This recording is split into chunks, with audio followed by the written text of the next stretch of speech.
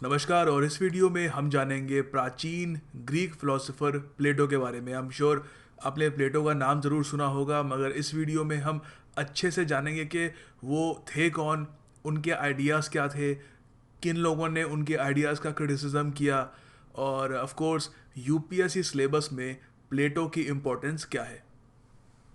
देखिए, UPSC syllabus में हम फिलॉसफी को दो हिस्सों में बांटते हैं। एक तो है वेस्टर्न फिलॉसफी, दूसरी है इंडियन फिलॉसफी। वेस्टर्न फिलॉसफी का एक बहुत ही महत्वपूर्ण हिस्सा है प्राचीन वेस्टर्न फिलॉसफी। ऑफ कोर्स अगर आपको वेस्टर्न फिलॉसफी के बारे में जानना है तो आप कंटेम्प्ररी वेस्टर्न फिलोसोफर्स को नहीं समझ सकते जब तक कि आप प्राचीन वेस्टर्न फिलोसोफर्स की फिलॉसफी नहीं समझ लेते। और प्राचीन वेस्टर्न फिलॉसफी जो थी उसको वैसे देखा जाए तो वो ग्रीक फिलॉसफी ही थी। क्यों? क्योंकि प्राचीन समय में वेस्टर्न फिलॉसफी में जो भी महान थिंकर, जो भी महान फिलोसोफर आए, वो ग्रीक ही थे।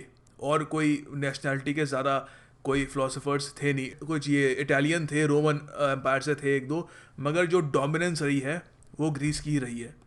तो ये भी कहा जाता है कि ancient western philosophy is also known as Greek miracle.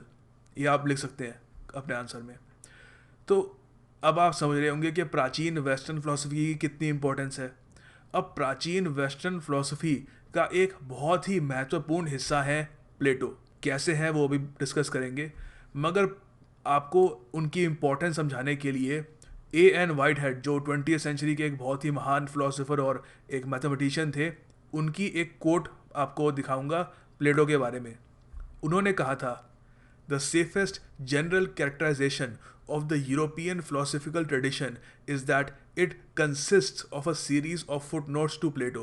तो बेसिकली यहाँ पे कह रहे हैं कि पूरी जो यूरोपियन फिलोसफिकल ट्रेडिशन है सिर्फ एक फुटनोट है प्लेटो की फिलोसफी की। फुटनोट होता है जैसे आप एक मैटर लिखते हैं बहुत बड़ा, उसके एंड में आप कुछ एडिशनल इन्फॉर्मेशन देते हैं।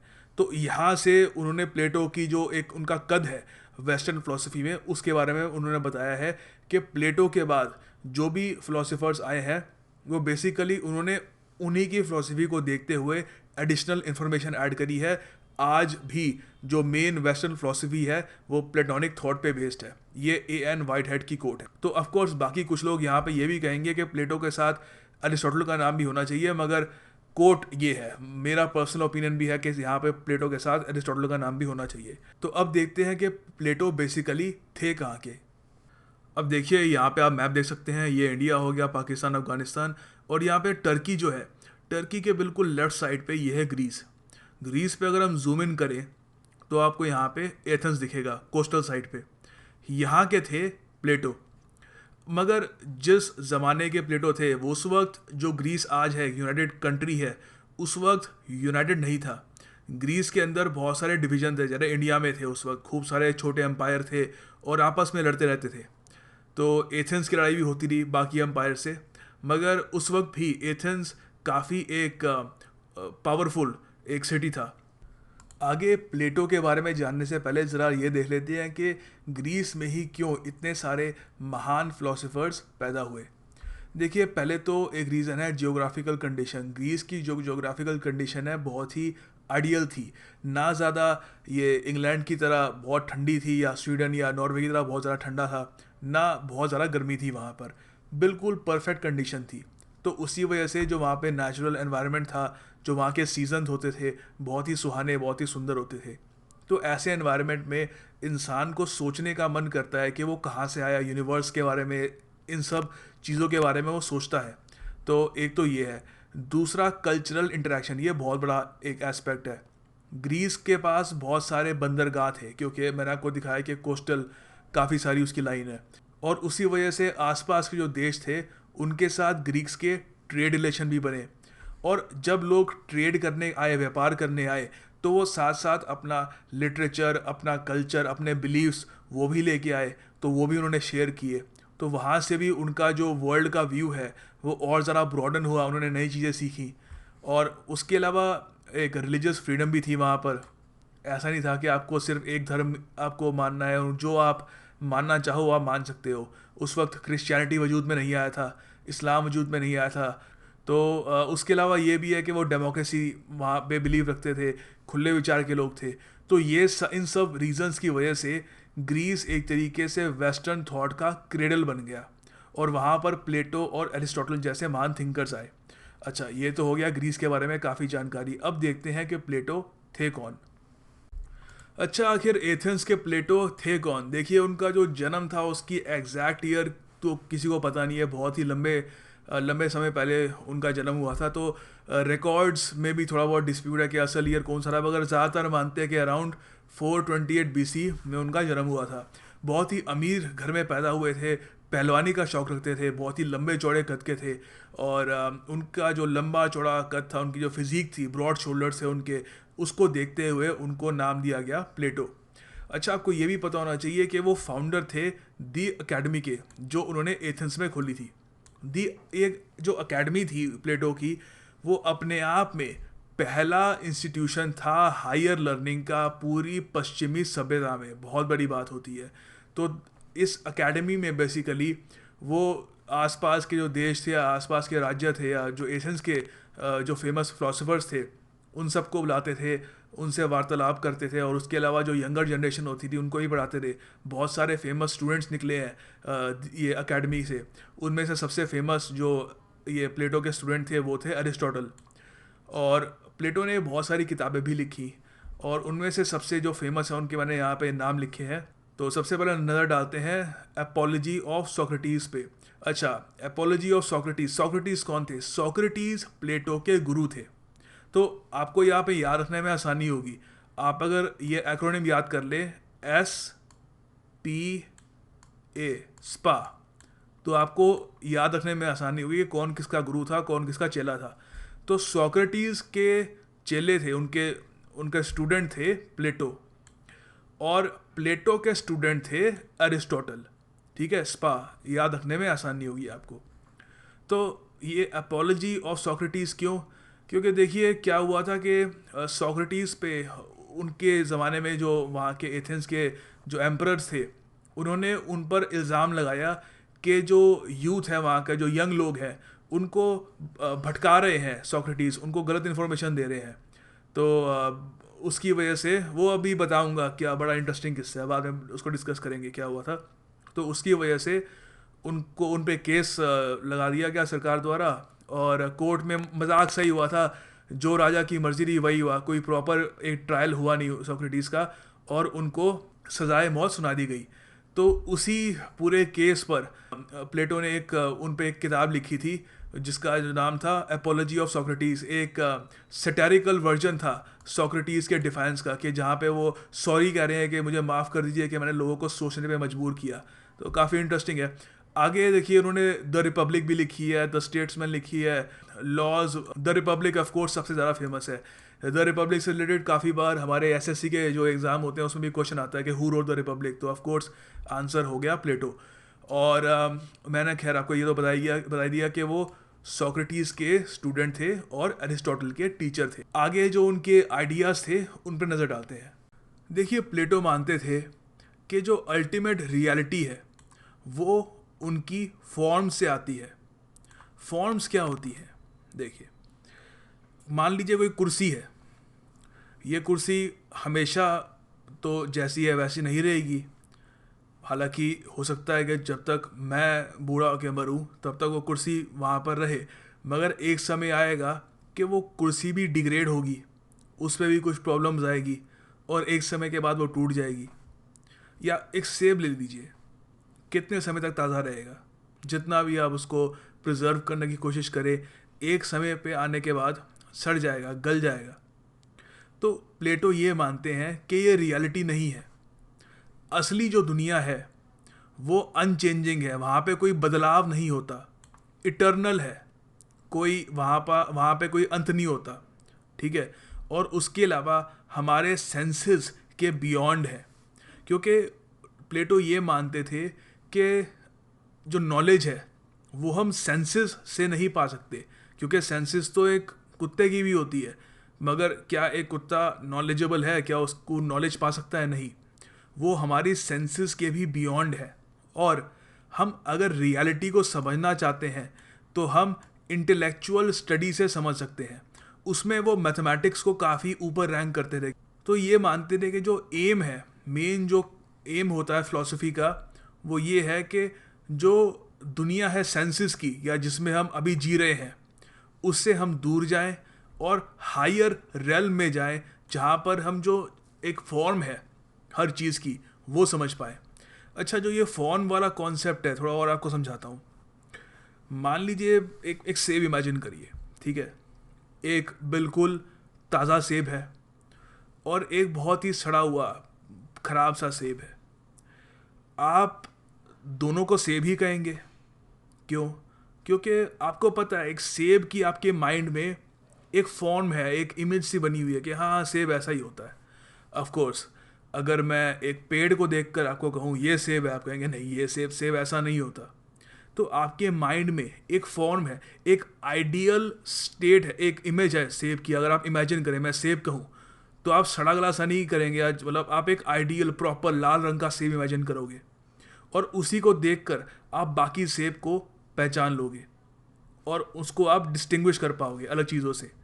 तो वो ये कह रहे हैं कि जो फिलॉसफी है वो हमको जो मतलब हम चीज़ें देख पाते हैं रियल लाइफ में, उससे थोड़ा आगे ले जाकर, काफ़ी आगे ले जाकर, जो फॉर्म्स होती हैं, जो असली एक जो अल्टीमेट रियलिटी होती है, वहाँ पे जो फॉर्म्स होती हैं चीज़ों की, जो वहाँ पर जो इटर्नल चीज़ें होती हैं, वहाँ पे कुछ चेंज नहीं होता, वहाँ पर हम जा सकते हैं। प्लेटो ने जो किताब लिखी थी रिपब्लिक, जिसके बारे में हमने पहले ही बात करी थी, उसमें उन्होंने कहा था कि आत्मा के 3 हिस्से होते हैं जो कॉरेस्पॉन्ड करते हैं रीज़न, इमोशन और डिज़ायर को। और वो ये भी मानते थे कि जो आत्मा होती है वो अमर होती है और वापस जन्म ले सकती है, जो काफ़ी हद तक इंडियन फिलॉसफी से भी मिलता जुलता है। आगे जरा देखते हैं कि जो इनका ये कॉन्सेप्ट है ये फॉर्म्स का, और किस तरीके से अल्टीमेट रियलिटी से इंसान दूर रहता है, वो इन्होंने एग्जाम्पल से कैसे समझाया है। अब ये जो असली दुनिया है, जो दुनिया ऑफ जो वर्ल्ड ऑफ आइडियाज़ है, वर्ल्ड ऑफ फॉर्म्स है अकॉर्डिंग टू प्लेटो, और जो एक तरीके से नकली दुनिया है जिसमें अकॉर्डिंग टू प्लेटो हम जीते हैं, उसमें फ़र्क क्या है और किस तरीके से उन्होंने एग्जाम्पल के ज़रिए इसको समझाया है। देखिए, ये इन्होंने समझाया है एलिगरी ऑफ द केव के थ्रू। ये प्लेटो का एक बहुत ही आइकॉनिक, उनका फेमस एग्जाम्पल है, बहुत सुंदर एक एग्जाम्पल है, सुनिएगा इसको। इमेजिन करिए कि एक गुफा है और उस गुफा में कुछ लोग, कुछ आप कह लीजिए बंदी, उनको बिठा के रखा गया है। उनकी टांगों पर और उनके हाथों पर जंजीरें हैं, और यहाँ तक कि उनके सर को भी इस तरीके से फिक्स कर दिया गया है कि वो सिर्फ अपने सामने की जो दीवार है उसी को देखेंगे। ये दीवार, ठीक है, यहाँ पे ये है प्रिजनर्स, और जो दीवार है यहाँ पे जो देख रहे हैं शो, उसके पीछे और प्रिजनर्स के भी पीछे आग जल रही है, और आग की जो रोशनी है वो दीवार पर पड़ रही है, और आग और रोशनी के बीच यहाँ पर कुछ पपेट्स, कुछ पुतले से नचाए जा रहे हैं, ठीक है, और उनकी छवि इस दीवार पर पड़ रही है। अब ये जो प्रिजनर्स हैं, ये जो बेचारे कैदी हैं, जिनका पूरा हाथ पैर सब बंधे हुए हैं और सिर्फ सामने देख सकते हैं, ये तो ये मानेंगे कि ये जो चीज़ें हिल रही हैं, ये जो शैडो है, छवि है, ये असली है। उनको थोड़ी ना पता है कि यहाँ पीछे आग जल रही है और उसके पीछे पुतले हैं और यहाँ पर पूरा जो हो रहा है ये असलियत नहीं है। इनके लिए तो ओनली दिस इज़ रियलिटी, ये असलियत है। मगर यहाँ पर प्लेटो कहते हैं कि अगर हम एक इंसान की जंजीरें खोल दें, इनमें से एक स्लेव की जंजीरें खोल दें, और वो खड़ा होकर देखे, पीछे मुड़कर देखे कि यहाँ ये क्या हो रहा है, जो मैं सारी ज़िंदगी जो मैं देख रहा था, जो असलियत है, ये यहाँ पर जो नाच रहे हैं पुतलों के शैडो, ये तो नकली है, ये तो शैडो था, और यहाँ पे तो आग जल रही है। वो अचानक से वो डर जाएगा, वो इस रियलिटी को बर्दाश्त नहीं कर पाएगा। उसको सडनली दिखेगा कि जो अब तक मेरी ज़िंदगी थी वो बस एक इल्यूजन थी, एक भ्रम था। फिर प्लेटो ने कहा है कि अगर हम उसको थोड़ा केव से बाहर निकालने की कोशिश करें तो वो यहाँ पर डर जाएगा रोशनी को देखकर, कहेगा इतनी सारी रोशनी मैंने कभी देखी नहीं, वो इससे इतना यूज टू नहीं है। और फिर अगर उसको बाहर निकाल कर घास पर भेज दे तो वो रेंग रेंग कर चलेगा, उसको समझ नहीं आएगा वो कहाँ पे आ गया है, उसकी दुनिया अचानक से बदल गई है। वो सोचता रहा बस जो दीवार पर जो शैडोज नाच रहे हैं वही दुनिया है पूरी, मगर सडनली उसको समझ आ रहा है कि अब वो खुले ग्राउंड में है और वो सूरज को देख पा रहा है, और वो सूरज की रोशनी को देख के समझ पा रहा है कि अच्छा, जो सब कुछ वो देख रहा था वो रोशनी से बनता है, बस शैडोज थे। और तब जाकर वो हकीकत पहचान पाता है कि रियलिटी क्या है। यहाँ पर प्लेटो समझाते हैं कि एक एक असली दुनिया में और जो दुनिया हम सोचते हैं असली है, उसमें फ़र्क कैसे है। खैर, ये तो एक सिंबॉलिक कहानी हो गई, अब इसके पीछे इसका जो मतलब है वो भी देखते हैं। अच्छा, अब जो हमने एलिगरी हमने अभी डिस्कस करी, उसका मतलब क्या है? ऑफ कोर्स सब कुछ सिंबॉलिक था। तो ये जो बेसिकली एलिगरी ऑफ केव थी, ये सिंबलाइज करती है 4 ग्रेड्स ज्ञान के, नॉलेज के, जिसमें से जो हमारा माइंड होता है वो गुजरता है जब तक वो जो आइडियाज़ होते हैं वहाँ तक नहीं पहुँच पाता। हर लेवल एक पर्टिकुलर स्टेट ऑफ माइंड को रिप्रेजेंट करता है। यहाँ पर वो 4 स्टेट ऑफ माइंड है। जब लोग चेन्स में थे, कंजक्चर, जब उनको चेन से खोल दिया गया और पहली बार उन्होंने देखा और बिल्कुल दंग रह गए कि ये क्या है, बिलीफ। फिर धीरे धीरे जब केव से बाहर निकले, रीजनिंग। और फिर जब पूरी तरीके से आज़ाद हो गए, अंडरस्टैंडिंग। एक मिनट ज़रा इसको अच्छे से स्लाइड्स में देख लेते हैं। तो सबसे पहले जब वो चेन्स में थे, कंजेक्चर, जब उनको ये पता है कि जो शैडोज़ आ रहे हैं और जो रिफ्लेक्शंस हैं सारी और जो चीज़ें हो रही हैं वो उसको रियलिटी मान लेते हैं, ठीक है। इस समय में जो लोग होते हैं वो दे आर सब्जेक्टेड टू प्रेजुडाइसेस, बड़े उनके मतलब रिजिड माइंडसेट होते हैं। और उसके अलावा खैर ये भी यहाँ पे बताया गया कि chained without desire to escape they cling on to the distorted visions. वो उनको सिर्फ वही एक पक्ष दिखता है ज़िंदगी का, तो वो उससे निकलने की कोशिश भी नहीं करते, वो बस वहीं पर रहते हैं। और कुछ आगे जाकर उनकी इच्छा नहीं होती कि मैं कुछ खड़ा हूँ या और कुछ देखूँ, उनका डिज़ायर ही नहीं होता कि वो वहाँ से उस केव में से भाग निकले। फिर second, man unbound in the cave, जब उनको चेन से छोड़ दिया गया तो शुरुआत में तो खैर वो उनका मतलब मन भी नहीं करता कि वो चेन से उनको जब खोला और वो पीछे देखते हैं कि आग जल रही है, तो उनको तब भी फीलिंग आती है कि हम बस यहीं पे रहते हैं, मैं इतने सच को बर्दाश्त नहीं कर पाऊँगा, पचा नहीं पाऊँगा इतना सब कुछ। तो वो वहाँ पे ये भी लिखा है कि वो पीछे मुड़ के देखते हैं और फायर को देखते हैं, a visible figure of the sun, ठीक है, एक तरीके से सूरज की विजिबल फिगर होती है। और फिर बाकी फिजिकल बॉडीज भी देखते हैं जो पपेट्स नाच रहे होते हैं। और फिर उनको समझ में आता है कि जो ये शैडोज़ होते हैं ये सिर्फ स्वप्नजीवी लोगों के लिए होते हैं, ये रियलिटी नहीं थी जो मैं अभी शैडोज़ देख रहा था। तो ये सेकंड स्टेज है। फिर थर्ड स्टेज है man out of the cave, reasoning. जब बाहर निकलते हैं मतलब तो वो पहली बार देखते हैं कि सूरज है, अच्छा लाइट यहाँ से आती है, तब उनका माइंड रीज़न करना स्टार्ट कर देता है, उनको एक लॉजिक ये लगाना स्टार्ट कर देते हैं कि अच्छा ओके, सो अब तक ये हो रहा था, लाइट से मुझे धोखा दिया जा रहा था। और फिर फाइनली जब वो सब कुछ समझ जाते हैं और आज़ाद हो जाते हैं, वो होती है final stage, understanding. Man who fully free their minds from bonds of changing sensibilities of particular intelligible ascend to the highest grade of knowledge, ठीक है। और फिर ये थे 4 ग्रेड्स ऑफ कॉग्निशन। और फाइनली प्लेटो ये कहते हैं कि द थ्योरी ऑफ नॉलेज ये है और कुछ भी नहीं है, सिर्फ यही है। ये याद रखना, जो हम एक तरीके से जो हमने मान लिया है रियलिटी, उससे पहले क्या था। जब हम लोग ये मान लिया कि the world we live in ये रियलिटी है, उससे पहले हमारी क्या सोच थी, उसको याद करना, that is knowledge, that is the theory of knowledge. Justice, न्याय पर प्लेटो के क्या व्यू थे?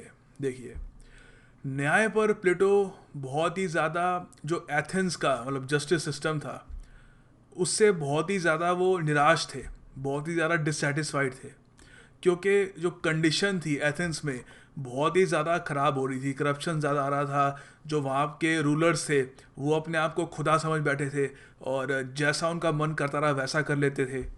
और अथेनियन डेमोक्रेसी में ही जो उनके गुरु थे सोक्रेटिस, उनको मृत्युदंड दिया गया। उसकी वजह से प्लेटो को अंदर से बहुत चोट लगी थी, क्योंकि सिर्फ यही नहीं कि उनके गुरु थे, बल्कि जो जिस तरीके से पूरा वो केस चला कोर्ट में, एक मजाक सा था। सोक्रेटिस को अपने बात रखने का चांस भी नहीं दिया गया, बस सीधा सीधा उनको सजा दे दी गई। अच्छा, अब जरा ये भी देखते हैं अगली स्लाइड में कि हुआ क्या था, क्यों सोक्रेटिस जो प्लेटो के गुरु थे उनको मृत्युदंड क्यों दिया गया। और एक बहुत ही फेमस कोट भी है। एक्चुअली प्लेटो डेमोक्रेसी को पसंद नहीं करते थे, खासकर सोक्रेटिस की डेथ के बाद तो बिल्कुल ही उनको डेमोक्रेसी का जो आइडिया है वो बिल्कुल पसंद नहीं आया था। तो उनकी बड़ी फेमस कोट है कि tyranny naturally arises out of democracy. Tyranny मतलब डिक्टेटरशिप कह लीजिए, वो धीरे धीरे डेमोक्रेसी से आई जाती है। यह बहुत बड़ी कोट है कि लोग सोचते हैं यहाँ पे तो डेमोक्रेसी आ गई, लोगों का राज चलता है, पर नहीं। अब जहाँ पे ज़्यादा डेमोक्रेसी हो जाती है, जहाँ पे फ्रीडम ऑफ स्पीच और लिबर्टी बहुत ज़्यादा हो जाती है, धीरे धीरे वहाँ पर टायरनी आ ही जाती है। एक नेचुरल ऑर्डर है। फॉर एग्जाम्पल, जर्मनी में हिटलर कैसे आया था? उसने वो आसमान से तो नहीं टपका था। शायद अगर आप हिस्ट्री के आपके जब आप जानकार हैं तो आपको पता होगा, हिटलर ने इलेक्शन जीता था डेमोक्रेसी थी जर्मनी में। इलेक्शन जीत के हिटलर जैसा संघी आदमी वहाँ पे उनका कोट एंड कोट फ्यूरर बन गया। ये कोट में कुछ वजन है प्लेटो की कि डेमोक्रेसी में धीरे धीरे टायरनी आ ही जाती है। अब ज़रा सोक्रेटिस का जो ट्रायल हुआ था वो नज़र डालते हैं उस पर कि बेसिकली हुआ क्या था। Death of Socrates. देखिए, आपको ये तो मैंने बताया था कि सोक्रेटिस जो गुरु थे प्लेटो के, उनको सज़ा सुनाई गई थी मौत की। और उनको ये सज़ा क्यों सुनाई गई थी? क्योंकि ये उन पे इल्ज़ाम लगा कि वो अपने स्टूडेंट से और आसपास के जो एथेंस के आम जो जनता थी उनसे काफ़ी हद तक पॉलिटिक्स से रिलेटेड कुछ क्वेश्चन पूछते थे, जिसमें वो काफ़ी जो हद तक डीप चले जाते रहे सब्जेक्ट के। और जो वहाँ के रूलर्स थे उनको लग रहा था कि ये आदमी जो है शायद हमारा क्रिटिसिज्म कर रहा है, और आज नहीं तो कल शायद ये लोगों को इतना ज़्यादा जागरूक बना देगा कि वो हमसे भी सवाल करने लगेंगे। और इसी वजह से सोक्रेटिस को सज़ा दी गई। मगर उनको मौत की सज़ा नहीं दी गई थी इमीडिएटली। उनको ऑप्शन दी गई कि आप अपनी खुद की सज़ा चुन लीजिए, या तो आप मौत चुनिए या फिर अपने आप को देश निकाला कर लीजिए, एग्जाइल हो जाइए, हम आपको बराबर ही छोड़ेंगे, तो आप जी सकते हैं। मगर वो ऑप्शन चुनने के बजाय सोक्रेटिस ने चूज़ किया मरना। और ये भी कहा सार्केस्टिकली कि बिल्कुल जो मैंने काम किया है, जो मैंने पाप किया है, उसकी सज़ा मुझे मिलनी चाहिए, मुझे बिल्कुल आपको सज़ाए मौत देनी चाहिए। उसके बाद जेल में उनको हेमलॉक नाम का एक पॉइज़न होता है वो दे दिया गया और उनको कहा कि आप पी जाइए, और उनको खुद वो पॉइज़न पीना पड़ा। और आप अपनी स्क्रीन पे पेंटिंग भी देख पा रहे होंगे, बहुत ही फेमस पेंटिंग है ये। और इस पेंटिंग में आप देख सकते हैं सोक्रेटिस बैठे हैं, उंगली उठा के वो अपने स्टूडेंट्स को बता रहे हैं, उनके स्टूडेंट्स रो रहे हैं उनको देखकर। और वो सोक्रेटिस बता रहे हैं कि कभी भी अपने आइडियल्स, अपने बिलीव से पीछे मत हटना। अगर तुम्हें पता है कि तुम सच्चाई के रास्ते पे हो और तुमने कुछ गलत नहीं किया, हमेशा अपने सिद्धांतों पे खड़े रहो। ये थी डेथ ऑफ सोक्रेटिस, जिसका एक बहुत ही बड़ा इम्पैक्ट पड़ा प्लेटो पे। और फिर बाद में उन्होंने वो किताब भी लिखी, एन अपॉलजी। अच्छा, अब सोक्रेटिस की डेथ का प्लेटो पे इम्पैक्ट अच्छे से पढ़ने के बाद वापस प्लेटो की थ्योरी ऑफ जस्टिस पे आते हैं कि प्लेटो की नज़र में न्याय, प्रॉपर जस्टिस क्या था। देखिए, प्लेटो आपको पता है बहुत ही एक प्राचीन समय के ग्रीक फिलोसोफर थे। तो उनका जो कॉन्सेप्ट है वो ट्रेडिशनल कॉन्सेप्ट माना जाएगा। तो ट्रेडिशनल कॉन्सेप्ट में ज़्यादातर आप देखेंगे एक चीज़ कॉमन होती है कि वो फोकस करते हैं एक जस्ट मैन पे। ये जस्ट मैन सिर्फ आदमी नहीं है, जस्ट का यहाँ पे मतलब है फेयर माइंडेड मैन। जैसे फॉर एग्जांपल सेंटेंस में यूज़ होता है, this is a just and democratic society. तो आगे यहाँ पर लिखा है कि बेसिकली उनकी जो ये थ्योरी ऑफ जस्टिस थी वो प्राइमरीली कंसर्न थी एक आदमी के वर्च्यूज़ पे। वर्च्यूज़ क्या होते हैं अच्छे से अभी डिस्कस करेंगे। प्लेटो के अपने वर्च्यूज़ थे, अरिस्टोटल के अपने वर्च्यूज़ थे। प्लेटो के 4 मेन वर्च्यूज़ हैं, तो वो अभी डिस्कस करेंगे। आगे देखिए, रिचर्ड लुइस की एक बहुत ही फेमस किताब है lectures on the republic of Plato. आप अपनी स्क्रीन पे इसका कवर देख पा रहे होंगे, 1962 की किताब है। तो इस किताब से अब हम देखेंगे कि इन्होंने प्लेटो की थ्योरी ऑफ जस्टिस के बारे में क्या कहा है, और उसके बाद वर्च्यूज़ की बात की थी, वो अलग से स्लाइड में डिस्कस करेंगे। Justice in Plato sense is the power of individual concentration on duty. देखिए, इसको एग्जाम्पल के तौर पर समझाया है यहाँ पे कि अगर मान लीजिए एक सोल्जर है इस सेंस में, तो ऑफ कोर्स वो एक ब्रेव मैन है, वो इसका वर्च्यू हो गया, ठीक है। तो justice is therefore really the condition of the existence of all the virtues. अब आप कह रहे हो कि वर्च्यूज़ वर्च्यूज़ बार बार कह रहा है। वर्च्यूज़ की हिंदी एक तरीके से होती है गुण, कह लीजिए आप, ठीक है। कौन कौन से वर्च्यूज़ होने चाहिए किस किस में, एक जस्टिस से जो एक ऐसी सोसाइटी में जो जस्टिस को काफ़ी ऊपर रखती है, वो आगे जाके अभी डिस्कस करेंगे। तो मेनली यहाँ पे है कि justice therefore is really the condition of the existence of all virtues, each of them in a particular manifestation of the spirit of justice. तो अब एक तरीके से in modern phrase it is equivalent to a sense of duty. तो अब यहाँ पे सीधी सीधी ये है कि बेसिकली जो प्लेटो का जस्टिस का जो व्यू था, it is all about a sense of duty, ठीक है, और साथ में वर्च्यूज़ का वहाँ पर होना भी ज़रूरी है। तो यहाँ पर प्लेटो ने 4 वर्च्यूज़ की बात की गई थी। पहला जो पहले जो 3 वर्च्यूज़ हैं वो हर एक सोशल क्लास को चाहिए, जैसे सोल्जर्स और किंग्स वगैरह, मर्चेंट्स वगैरह को। और उसके बाद एक फाइनल वर्च्यू वो बिफिटिंग होना चाहिए ऑफ द सोशल ऑर्डर। एक बार आपको दिखा देता हूँ यहाँ पे आप देख सकते हैं प्लेटोस थ्योरी ऑफ जस्टिस, और यहाँ पर आप जो देख सकते हैं वर्च्यूज़, किन किन सोशल क्लासेस को, सोशल क्लास के किन किन लोगों को वो वर्च्यूज़ होने चाहिए। और जैसे कि आप देख सकते हैं यहाँ पे फिलोसोफर्स का जो डोमिनेंट ट्रेट है वो है नॉलेज, और जो उनके पास वर्च्यू होना चाहिए, जो गुण होना चाहिए, जो गुडनेस होनी चाहिए उनके पास, वो होनी चाहिए विजडम, ठीक है। वैसे ही सोल्जर्स का होता है डोमिनेंट ट्रेट इमोशन, और उनके पास बिफिटिंग वर्च्यू होना चाहिए करेज। वैसे ही ट्रेडर्स, जो मर्चेंट्स वगैरह होते हैं, उनका डोमिनेंट ट्रेड है एपिटाइट, और उनका जो बिफिटिंग वर्च्यू होना चाहिए टेम्परेंस। टेम्परेंस क्या होता है? टेम्परेंस मतलब एब्सटेनेशन या प्रोहिबिशन, थोड़ा मतलब एपिटाइट का उल्टा कह लीजिए थोड़ा बहुत, ठीक है। और उसके बाद virtue befitting the social order, वो है जस्टिस। तो जस्टिस भी अपने आप में एक वर्च्यू है, ठीक है। तो अभी ये तो खैर ये प्लेटो के वर्च्यू हो गए, अरिस्टोटल के अलग से वर्च्यू हैं, उसके ऊपर पूरा अलग से पूरी वीडियो भी बनाऊंगा अरिस्टोटल के ऊपर। तो अभी के लिए आपको ये काफ़ी हद तक मटेरियल मिल जाएगा इसमें प्लेटो की थ्योरी ऑफ जस्टिस के ऊपर। अच्छा, प्लेटो के जो 4 कार्डिनल जो वर्च्यूज़ हैं, गुण हैं, उनकी यहाँ पे मैंने एक फ़ोटो भी दे दी है आपको याद रखने में आसानी होगी। विजडम, करेज, मॉडरेशन, वही है। टेम्परेंस, मॉडरेशन एक ही बात है, और जस्टिस। सो याद रखिएगा। This is the end of the video. अगर आप चाहते हैं कि मैं और वीडियोस बनाऊं फ़िलासफ़ी पे, तो मुझे बताइएगा। इस पे मैंने अभी इस वीडियो में 30 मिनट में जितने भी प्लेटो के बारे में कॉन्सेप्ट समझा सकता रहा, कम टाइम में समझाने की कोशिश की है। इसके बाद और कॉन्सेप्ट्स के लिए और वीडियोस भी बना सकता हूँ, और फिलोसोफर जैसे अरिस्टोटल, उनको भी हम कवर करेंगे आने वाली वीडियोस में।